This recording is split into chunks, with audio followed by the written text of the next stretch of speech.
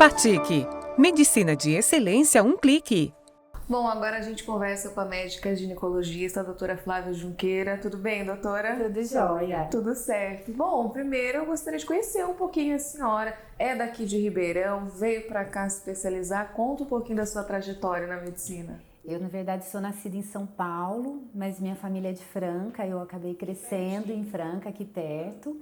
Vim para Ribeirão fazer faculdade aqui na USP. E daí acabei ficando por aqui mesmo. Então fiz a faculdade, depois fiz a residência aqui em ginecologia e obstetrícia e comecei a trabalhar aqui, atuar e fiquei por Ribeirão. E de onde que partiu essa vontade, esse desejo de se especializar nessa área? Foi na época da graduação? Teve algum parente ali que te incentivou? Não, até na minha família mais próxima não tem médicos, né? Meu bisavô era médico, mas é uma pessoa que eu nem cheguei a conhecer, né? Nada. E a escolha pela ginecologia foi quando eu passei pelo estágio mesmo, né? Então eu não pensava em outras áreas até quando eu entrei na faculdade, mas daí quando eu passei no estágio da ginecologia e obstetrícia no internato, no 5º ano, eu já saí falando é isso. Perfeito. E doutora, para quem está acompanhando a gente agora, quando procurar um ginecologista? É naquela fase onde a menina está passando ali pela pré-adolescência, né? ali na puberdade, quando vem a primeira menstruação ou antes já é necessário agendar uma consulta? Quando procurar esse médico especialista? Eu acredito que nessa fase onde vão começar os ciclos menstruais é sempre um momento importante, né, para uma primeira consulta com um ginecologista, né? Acho que é sempre importante até as mães colocarem que não é para examinar, né, não é para exame, porque às vezes as meninas ficam muito relutantes de ir no ginecologista por um medo, uma preocupação de que vão ser examinadas, né? Mas uma primeira consulta nesse momento eu acho que é interessante para ela conhecer realmente a especialidade, né? Para ela perceber que a partir dali ela tem esse local como um ponto de apoio para as questões do feminino, para as questões da mulher, né? A partir do momento que começa o ciclo menstrual, para ela começar a entender o que é a menstruação, o que é um ciclo menstrual que a gente considera normal, né? Quais são as fases, né, do ciclo menstrual, para ela aprender a trilhar um caminho realmente de autoobservação, de autoconhecimento nesse sentido, né, de o que é esperado, o que não é esperado nessa fase.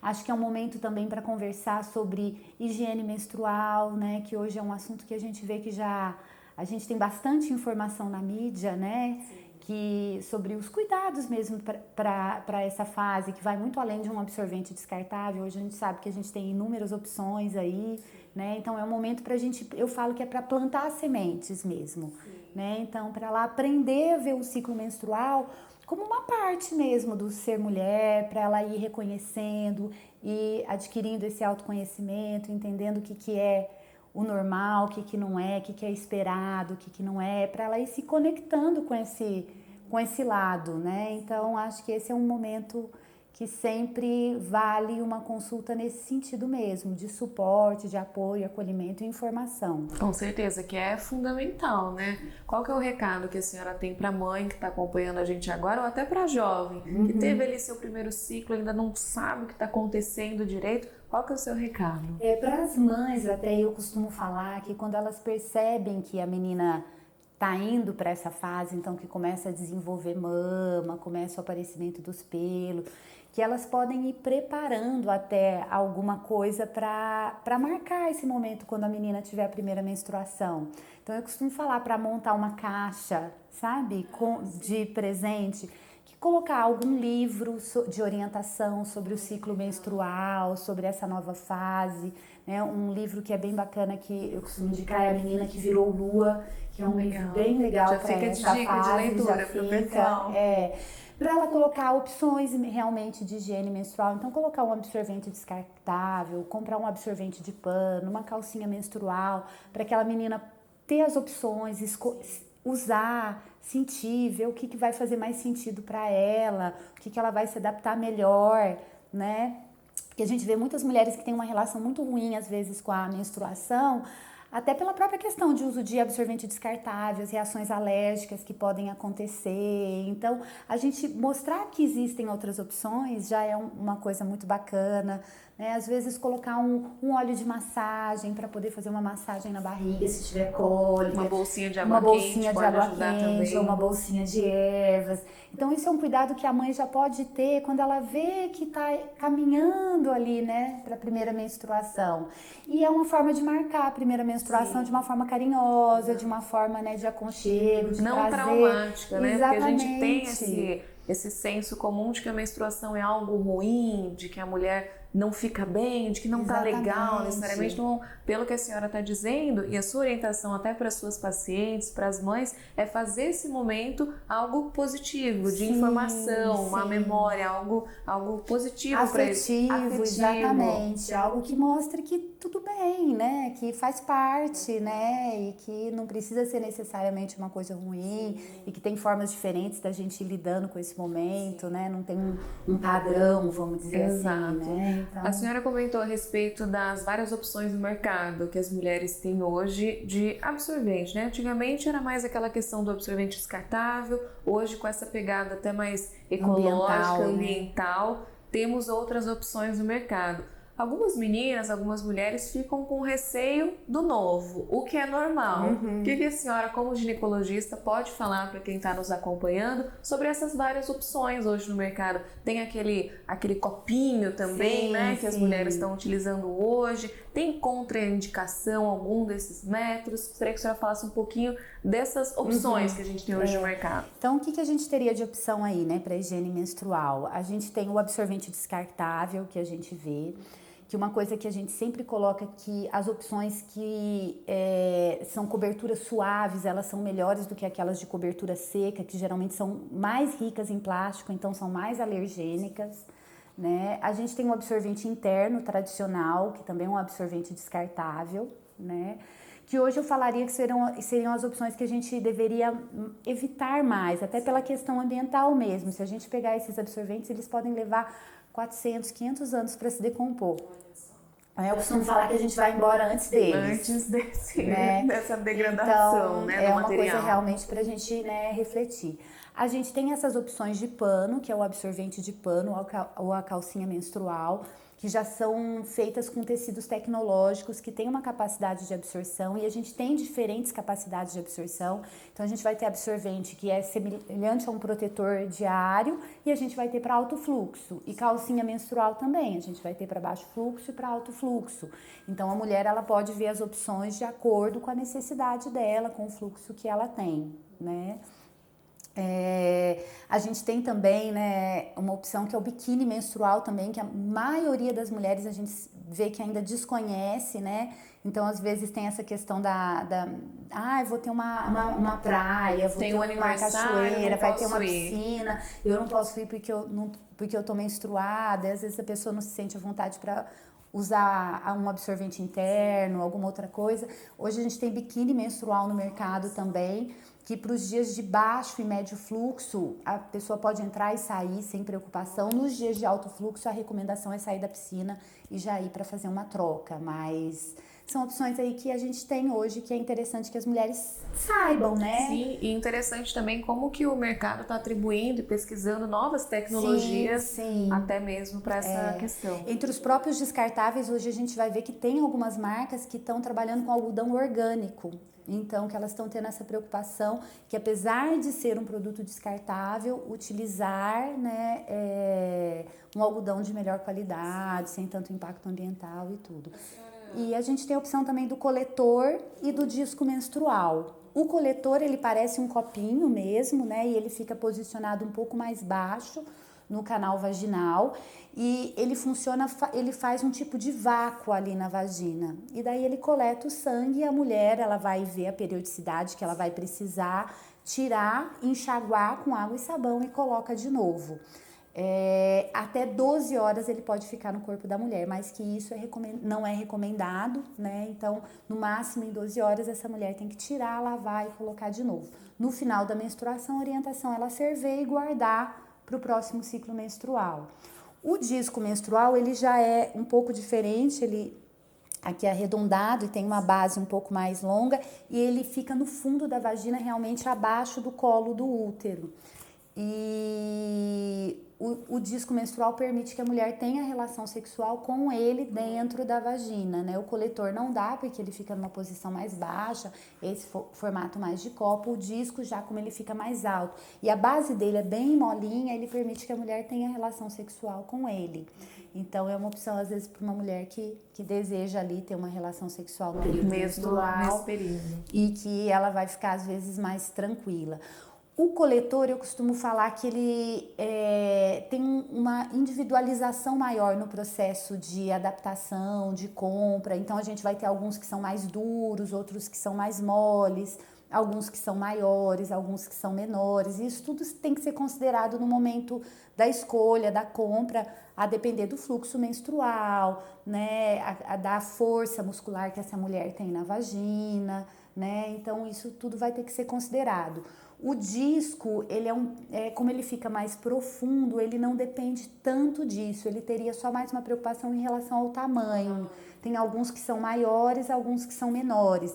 Então, é mais a mulher avaliar se o colo do útero dela é um pouco mais baixo ou mais alto. Como que ela poderia fazer essa avaliação, doutora? O ideal é ser feito no período menstrual, porque é a fase do ciclo menstrual onde o nosso colo está mais baixo. Então, o nosso colo do útero, ele muda de posição ao longo do ciclo. Então, se a gente colocar o dedo todo dia na vagina, a gente vai perceber que o colo, ele na fase menstrual está mais baixo, depois ele sobe, depois ele desce. Então, ele não é estático, vamos dizer assim. Então, no período menstrual, a mulher coloca o dedo na vagina e tenta sentir o colo do útero. O colo do útero vai ter uma consistência, a gente fala tipo ponta do nariz. Então, é essa mesma consistência. Sentir o colo, a gente vai ver a altura. Se a gente sentir aqui até a primeira dobrinha do dedo, seria um colo baixo. Até a segunda dobrinha do dedo é um colo médio. E além dessa segunda, né, dobra do dedo, seria um colo alto. E daí, a partir daí, ela vê qual que é o tamanho de disco mais adequado. Se é um disco com um diâmetro um pouco menor ou um diâmetro um pouco maior. A senhora comentou a respeito do protetor, né, diário. É bom usar? Não é? Como que funciona isso, doutora? Não é, né? Não é, né? Porque acaba gerando um abafamento, principalmente o protetor, né? Quando a gente ainda fala o protetor de pano, ainda seria uma opção menos pior, porque não tem realmente aquela questão tanto alergênica, né? A questão do plástico, da química. Então, ainda... Mas principalmente o protetor, né, descartável, ele acaba gerando uma alteração da microbiota, daquelas bactérias, né, que a gente tem, tanto na nossa pele quanto na mucosa vaginal. Então, pode acabar predispondo a reações alérgicas e também a quadros de infecções vulvovaginais, né, pela alteração dessa microbiota, pelo abafamento que causa. Então, o que a gente fala no ideal no dia a dia seria realmente a calcinha de algodão. E aquela mulher que às vezes tem mais secreção vaginal, tem mais conteúdo vaginal, ela fazer a troca mais vezes por dia da calcinha, ao invés de usar o protetor, né? O protetor, ele realmente seria para aqueles dias de pouco fluxo menstrual, né? Aqueles então, últimos dias, né, seria uma opção. Sim. Perfeito. Bom, a gente comentou um pouquinho então sobre a menstruação, sobre as opções do mercado, né, que a gente pode utilizar ali na parte da higiene da mulher. Agora eu queria conversar um pouquinho sobre métodos contraceptivos. Quando a mãe leva a filha ali também, já para falar da menstruação, já é ideal ir introduzindo esses assuntos, doutora. A gente vê que hoje no Brasil tem muita falta de informação em relação a esse assunto. Muitas meninas acabam tendo esse conhecimento na escola ou com amigos, mas não dentro de casa. A senhora, como especialista, como ginecologista, vê isso como um problema, que a gente ainda precisa trabalhar isso? Sim, muito. Na verdade, se a gente for olhar, a gente tem taxas altíssimas de gravidez não planejada no Brasil, né? Então, a grande maioria, na verdade, das gestações, elas são não planejadas. Então, isso mostra que realmente a gente tem muita coisa ainda para caminhar no sentido da orientação em contracepção, né? Nessa faixa até das mulheres mais jovens, hoje, se a gente olhar a recomendação das principais sociedades médicas no mundo, é que a gente estimule as mulheres jovens a usar os métodos de longa duração, né? Porque são métodos com menor taxa de falha, né? Então, vão ser métodos que vão oferecer maior segurança para essas mulheres que estão ainda numa fase, né, inicial, exatamente. E né? quais são esses métodos a longo prazo, doutora? Os métodos de longa duração que a gente tem hoje, né, disponíveis aqui, são 3, que é o DIU de cobre, o DIU hormonal e o implante, que é um bastãozinho que é colocado aqui na gordurinha do braço, na região subcutânea do braço, né? O DIU de cobre, ele não tem nada de hormônio, né? A ação dele é pelo cobre, que vai interferir ali na movimentação dos espermatozoides localmente no útero, né? Tem uma duração de até 10 anos, a gente tem vários modelos de DIU de cobre no mercado, então a validade máxima deles é 10 anos. A gente tem o DIU hormonal, que a gente tem 2 modelos aqui no Brasil, né? Ambos com validade hoje de 5 anos, né? E a gente tem um implante, que é esse que é colocado no braço, que tem duração de 3 anos. Para quem está acompanhando a gente, o DIU, ele é introduzido ali na vagina da mulher como se fosse um Tzinho. Seria ele é colocado, na verdade, dentro do útero. Dentro do útero. Dentro do útero. Certo. Então, e o procedimento acontece no consultório? Sim. É tranquilo? Como que é? O procedimento de colocação, ele é feito na grande maioria das vezes em consultório, não tem necessidade de ser feito em centro cirúrgico, não tem necessidade de ser feito sobre anestesia, realmente só em situações de exceção, né? A gente faz esse procedimento em consultório. Eu costumo falar que é como se a gente fosse fazer o exame para colher um Papa Nicolau, mas daí a gente vai segurar ali o útero, a gente segura o útero com uma pinça e ali pelo orifício, né, pelo buraquinho que a gente tem do colo do útero, que faz a comunicação, né, da cavidade do útero com a vagina, a gente passa o DIU e coloca ele lá dentro do útero, né. Fica um fio para fora ali do colo do útero, que geralmente a gente corta ele em torno de 2 centímetros ali para fora, que a mulher não sente, a menos que ela coloque o dedo na vagina para sentir esse fio. Né? E que também não atrapalha, não incomoda na relação. Muitas vezes, né, a grande maioria dos homens nem vai perceber essa presença do fio ali no fundo. E esse fio serve tanto para controle de posição do DIU, se o DIU está adequadamente posicionado, né? Então a mulher, ela pode uma vez por mês colocar o dedo na vagina para sentir esse fio. Se o fio vem mantendo sempre do mesmo tamanho, é sinal de que o dispositivo continua na posição adequada dentro da cavidade uterina, né, da cavidade do útero. E se de repente esse fio que era assim ficou longo, pode ter tido realmente um deslocamento. É interessante que a mulher use algum método a mais, né, o preservativo, e vá procurar o serviço de saúde para avaliação. E às vezes acontece do fio também, ela sentiu o fio e não sente mais, né? A grande maioria desses casos, o fio enrolou e entrou no colo do útero, que não interfere na eficácia. Mas até ela ter certeza que foi isso que aconteceu, vale também passar por uma avaliação médica para garantir que está tudo certo, né? E esse fio serve também para retirada. Então, no momento que ela falar que ou porque venceu e ela quer fazer uma troca, ou porque ela quer retirar porque deseja engravidar, ou realmente porque eu não me adaptei ao método, não estou satisfeita, quero tirar, esse fio serve, a gente só puxa ele com uma pinça e tira, né? Então esse fio serve ali também como esse guia aí na retirada. Em relação ao procedimento que você perguntou se é tranquilo, o que costuma sentir durante o procedimento de colocação? Uma cólica, tipo cólica menstrual. Sim. Algumas mulheres não sentem absolutamente nada, a gente fala, olha, agora pode ser que você sinta uma cólica, elas não sentem, né? E tem mulheres que têm uma cólica mais forte, uma cólica mais intensa, que às vezes até pode acontecer de baixar um pouquinho a pressão ali naquele momento, mas é a minoria. A grande maioria é uma dor tipo cólica tolerável, né? E a gente tem alguns mecanismos que a gente pode usar ali no momento da colocação, como a própria anestesia no colo do útero, para diminuir esse desconforto da colocação. A gente sabe que o maior preditor de desconforto na colocação é o histórico de cólica menstrual. Então a mulher já pode ter uma ideia ali. Sim, a gente já tem uma ideia. Aquelas mulheres que às vezes já têm um histórico de cólica, a gente pode oferecer anestesia cervical, a gente pode usar alguma medicação para aliviar realmente esse desconforto.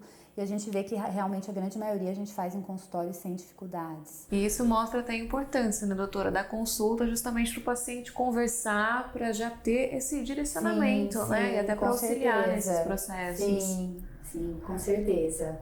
Bom, hoje a gente então conversou um pouquinho sobre esse início, desse contato dessa primeira paciente no consultório, uma paciente que está buscando métodos contraceptivos, e que a senhora falaria para quem está acompanhando a gente agora e está pensando em marcar um ginecologista? Precisa necessariamente estar sentindo alguma coisa, algum desconforto, ou é bom marcar uma consulta de rotina? Qual que é a sua orientação? É sempre válido, né? Acho que é sempre importante porque a gente tem realmente os exames de rastreamento, né, que são necessários no sentido de detecção precoce de doenças, e que a gente vai ter esses exames dentro da ginecologia, né? O mais conhecido deles é o Papa Nicolau, que hoje a recomendação que a gente tem do INCA, que é o Instituto Nacional do Câncer, é que ele comece a ser feito aos 25 anos de idade.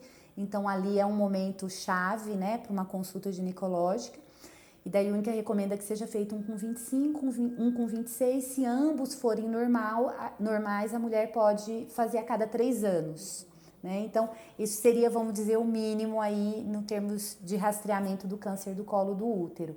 Depois, mais para frente, às vezes começa o rastreamento também do câncer de mama, né? Então, vão começar a mamografia, em média, aos 40 anos, mas algumas individualidades também vão definir, às vezes, um rastreamento mais precoce, ou, né? Então, a gente tem essas variações, né? Mas eu acredito que esse momento da primeira menstruação é um momento para uma consulta, para esse acolhimento inicial, né? A gente costuma falar também naquela menina que vai tendo uma irregularidade menstrual que não vai melhorando ao longo do tempo. A partir da primeira menstruação, a gente fala em média 2 anos da primeira menstruação. É interessante também passar por uma consulta, né, para poder conversar, avaliar, verificar como que tá isso, investigar se necessário. Acho que esse momento de iniciar a vida sexual também é um momento para a gente ir para o ginecologista, para conversar sobre as opções contraceptivas, sobre o uso de preservativo para prevenção de infecções sexualmente transmissíveis, né? E depois, com 25 anos, a gente vai começar essa rotina de exames no sentido de rastreamento precoce de doenças mesmo. Então, esses seriam momentos chaves, né? E claro, sempre que a gente tiver qualquer desconforto, né, qualquer alteração do ponto de vista ginecológico, então alterações do ciclo menstrual, né, quadros de infecções, de dor, é o momento também da gente ir avaliar, investigar o que está acontecendo, né? Eu costumo falar que o ciclo menstrual ele é um sinal vital, como outros, né? Então a gente tem temperatura, pressão, frequência cardíaca e frequência respiratória, mas na mulher o ciclo menstrual também é um sinal vital que vai trazer muita informação pra gente, né? Então, um ciclo menstrual irregular, um ciclo menstrual muito doloroso, né? Um fluxo muito abundante ou muito escasso, são tudo sinais de que alguma coisa não vai bem no nosso corpo e que a gente precisa, né, procurar aí o suporte de um profissional para poder avaliar adequadamente o que está acontecendo.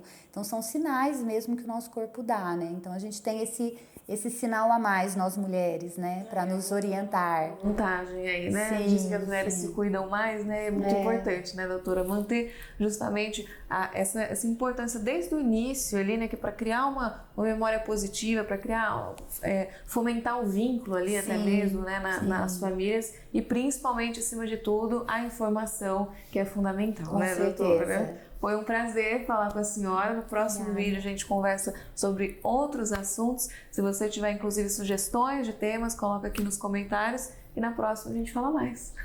Tá bom? Obrigada. Tchau, tchau, doutora. Pratique. Medicina de excelência, um clique.